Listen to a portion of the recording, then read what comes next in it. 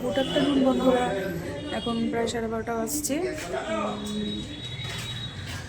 চলো তোমাদের আজকে আমি একটা রান্না দেখাবো, লোটে শুটকি দিয়ে বাঁধাকপির তরকারি। চলো, আমি এখন আলুগুলোকে ভেজে নিচ্ছি। এখন আমি রান্না করব শুটকি মাছ দিয়ে বাঁধাকপির তরকারি, যেটা দেখাচ্ছি। শুকনো শুটকি মাছ দিয়ে লোটে শুটকি, আমি এগুলোকে সিদ্ধ করে কাঁটাটাকে ছাড়িয়ে নিয়েছি, নিয়ে যেমনি করে ছাড়িয়ে রেখেছি মাছগুলোকে। এবার আমি আলুগুলোকে ফ্রাই করে নিচ্ছি। জিরে, তেজপাতা আর শুকনো লঙ্কা ফোড়ন দিলাম।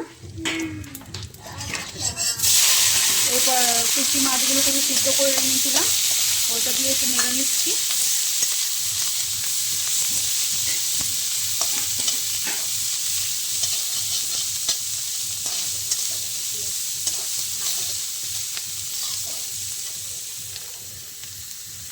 এবার আমি এর মধ্যে পেঁয়াজটা অ্যাড করে দেবো,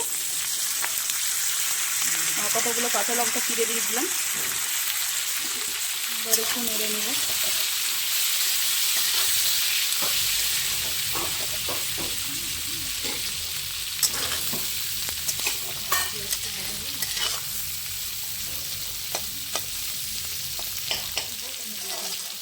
এখন একটু ভাজা হবে একটু, তারপর মশলাটা অ্যাড করব। এই যে এর মধ্যে আদা, রসুন আর জিরে বাটা আছে, আর কাঁচা লঙ্কা পাকা পাকা দিয়ে বেটে রেখেছি। এটা আমি দিব, অ্যাড করব। পেঁয়াজটা একটু ভাজা হয়ে গেলে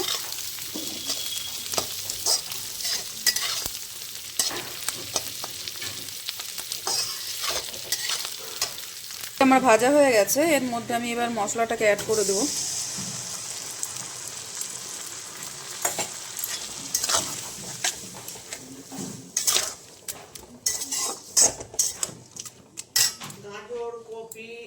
এবার আমি হলুদটাকে অ্যাড করলাম,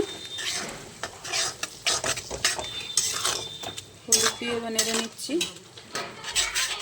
এবার আমি এর মধ্যে একটু নুন অ্যাড করব। নুন অ্যাড করলাম। এবার জিনিসটাকে ভালো করে আমি একটু কষিয়ে নেবো জোরে আঁচ দিয়ে। তারপরে এরপর আমি বাঁধাকপিটা অ্যাড করবো এর মধ্যে।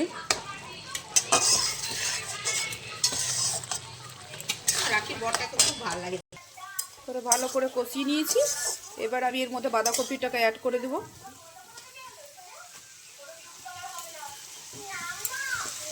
যেহেতু আলুটা একটু ভাজা আছে, আমি একটু সিদ্ধ করে আলুটাকে ভাপিয়ে নিয়ে তারপরে ভেজে নিয়েছি, সেহেতু আলুটা একটু পরে দেবো। এতে আমি টমেটো দিব না। বাঁধাকপিগুলো সব দেওয়া হয়ে গেলো। এবার নাড়বো, কতটা উঁচু হয়ে গেছে, এবার একটু কমেও যাবে এটা। এবার একটু নেড়ে নিব। এবার বাঁধাকপিটা ভালো করে না মজলে ভালো লাগবে না। নেড়েছে, আবার আমি ঢাকা দিয়ে দেবো। এবার একটু ভালো করে একটু কষিয়ে নিয়েছে, ভালো করে একটু মজে এসছে। এবার একটু পরে আমি নামিয়ে দেবো। এতে ঘি, গরম মশলা কিচ্ছু চলবে না। আমি চিনি দিইনি, তোমরা ইচ্ছা করলে চিনি দিতে পারো আর নাও পারো। আর একটু কষবো, তেলটা ছেড়ে আসবে, তখন নামিয়ে দেবো। আলুগুলো দিয়ে দিয়েছি একটু আগেই। আমার হয়ে গেছে। এবার আমি নামিয়ে নিব এটা। এই যে তেল ছেড়ে গেছে, এবার এটা আমি নামিয়ে নেব।